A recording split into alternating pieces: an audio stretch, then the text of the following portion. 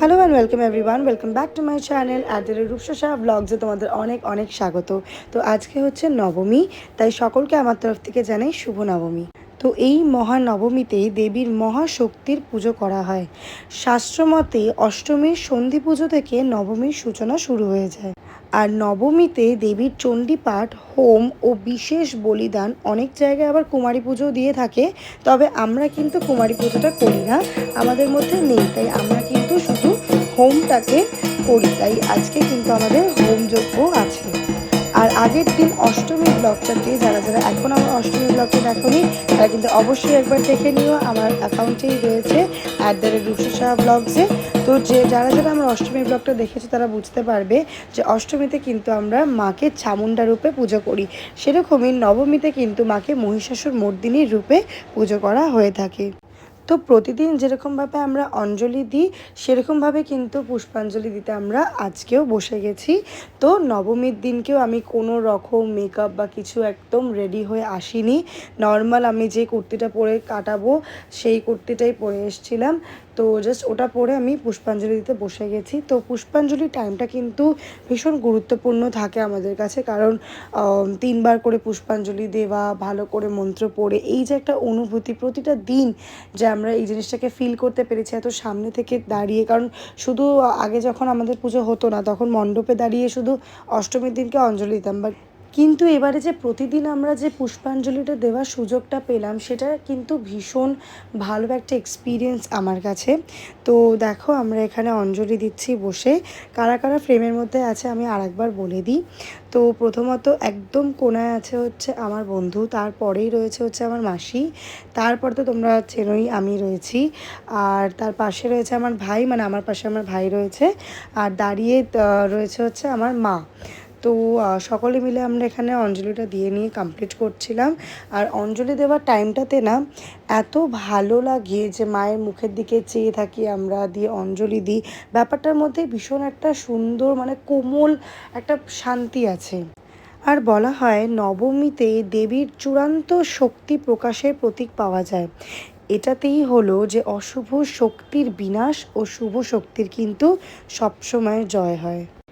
যেহেতু আমাদের প্রতিদিনের পুষ্পাঞ্জলির টাইমে অনেকটা সময় লাগতো, কারণ যেহেতু আমরা মাকে এখানে বেলপাতা, ফুল সব দিয়ে কিন্তু 3বার নিবেদন করি, আর সেই কারণে আমরা চেষ্টা করি যে সকলে মিলে একসাথে সপরিবারে আমরা পুষ্পাঞ্জলিটা দিতে পারি। কারণ ভাগে ভাগে দিলে মানে একজন চলে যাচ্ছে, তো যতজন রয়েছে ততজন মিলে দিয়ে দেবো, একজন পরে দেবে, এরকম করলে পরের যে পরপর পুজোগুলো সেগুলো আমাদের খুব ডিলে হয়ে যাবে। তাই জন্য আমরা চেষ্টা করি সকলে মিলে একসাথে বসে এই পুষ্পাঞ্জলিটা কমপ্লিট করব। আর কারণ এর পরে পরে কিন্তু আমাদের থাকবে হচ্ছে হোম যজ্ঞ, তার আগে আমাদের ব্রেকফাস্টটা কমপ্লিট করে নিতে হবে। তো এখন আমি চলে যাচ্ছি হচ্ছে পঞ্চপ্রদীপের তাপ নিতে, কারণ প্রত্যেকটা দিনই কিন্তু পুষ্পাঞ্জলির পরে কিন্তু আমাদের তাপ নিতে হয়, যেটা হচ্ছে পঞ্চপ্রদীপের তাপ, আর একটা প্রদীপ থাকে সেটারও তাপ নিতে হয়। তো সেটাই নিয়ে নিচ্ছি। তো এখানে তাপ নেওয়ার পরে কিন্তু চলে যেতে হবে হচ্ছে ব্রেকফাস্ট করতে, ততক্ষণ অবধি কিন্তু আমাদের সামনে এখানে এখনও আরতি হচ্ছে মায়ের। তো এখানে আমার মাসি এখন নিয়ে নিচ্ছে হচ্ছে পঞ্চপ্রদীপের তাপ। এরপরে মাকে তোমরা একটু ভালো করে দর্শন করো, এখানে আমাদের ঠাকুরমশাই কিন্তু আরতি করছে মায়ের, আর এখানে আরতিটাও দেখে নাও তোমরা একটুখানি। তো আমি যত চেষ্টা করেছি তোমাদেরকে অনেকটা করে আমি মায়ের দর্শন করানোর চেষ্টা করেছি, তোমরা প্লিজ কমেন্টে বলো কার কেমন লেগেছে। আর যারা এখনও দেখে উঠতে পারোনি তাদেরকে একটাই বলবো যে প্লিজ একটু দেখে নিও, ভালো লাগবে আশা করছি তোমাদের সকলের।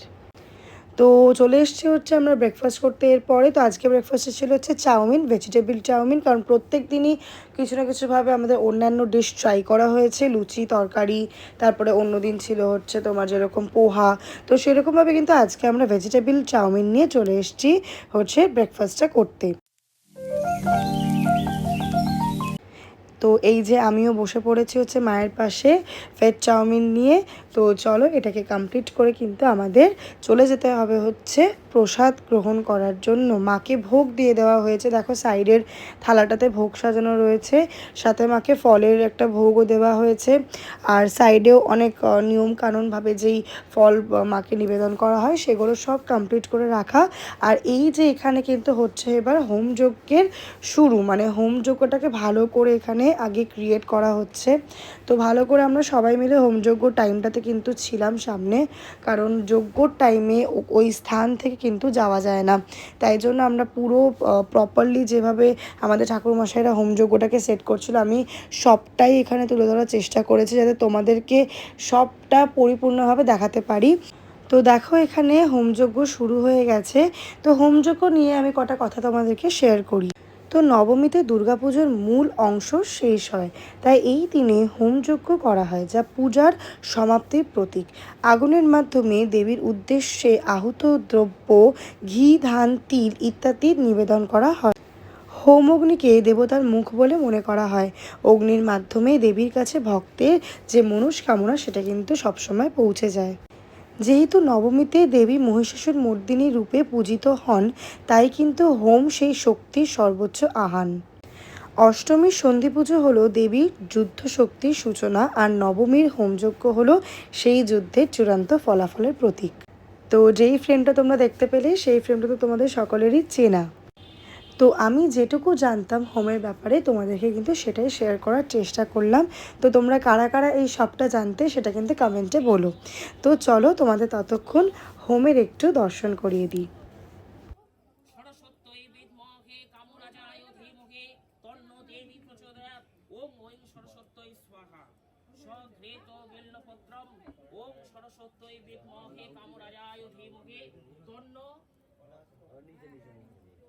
দেবী প্রচোদয়াৎ ওং সরস্বত্যৈ স্বাহা।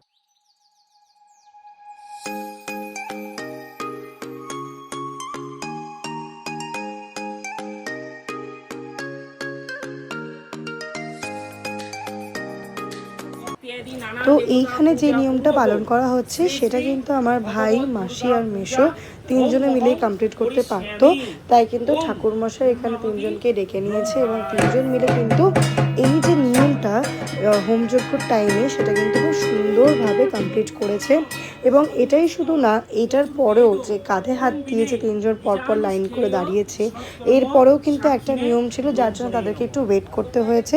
তো সবটা সুন্দরভাবে কমপ্লিট করে নিয়েছে ওরা। এইবার হচ্ছে যে চাবরটা থাকে সেটা দিয়ে কিন্তু মাকে প্রতিটা দিন এখানে আরতি করা হয়, তাই ঢাক বাজাচ্ছে প্রত্যেক দিনের মতনই, আর এখানে মাকে আরতি করা হচ্ছে। আর এই চাবরটাই কিন্তু প্রতিটা দিন আমাদের মাথায় এইভাবে দেওয়া হয়।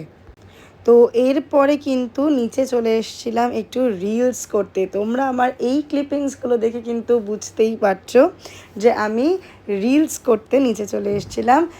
তো চলো তোমাদেরকে একবার আমার আউটফিটের লুকটা একটু দেখিয়ে দিই যে আমি আজকে কি পরেছিলাম।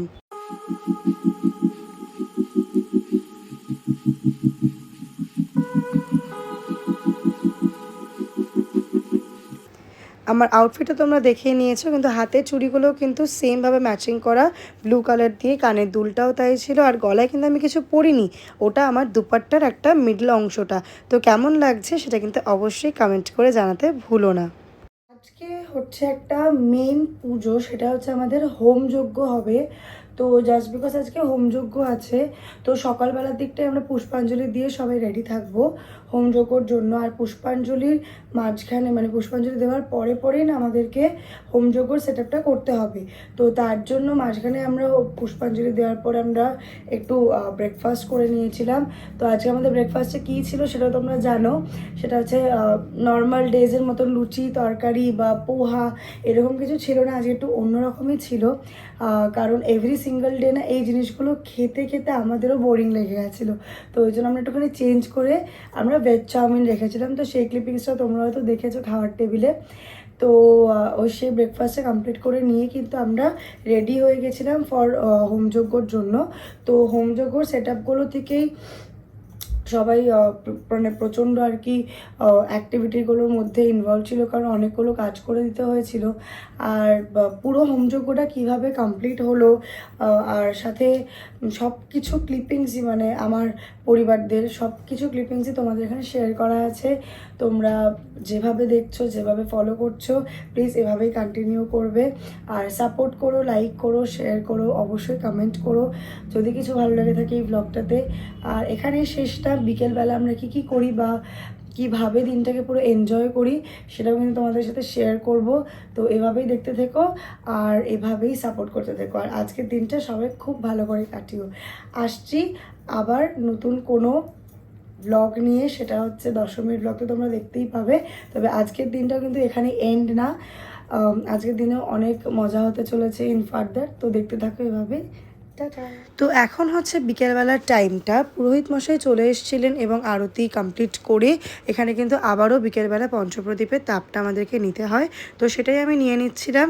আর হ্যাঁ, আমি কানের দুল, মেকআপ, হাতের সব কিছু খুলে রেখেছিলাম, কারণ ভীষণ টায়ার্ড হয়ে গেছিলাম সকাল থেকে, আর একটু রেস্টের প্রয়োজন ছিল। এবার ওগুলো পরে তো রেস্ট নেওয়া যায় না, তাই জন্য। আর এখানে দেখো আরতির একটা তোমাদেরকে ছোট্ট একটা সিন এখানে আমি তুলে ধরেছি, তোমরা ভালো করে দেখতে পারো।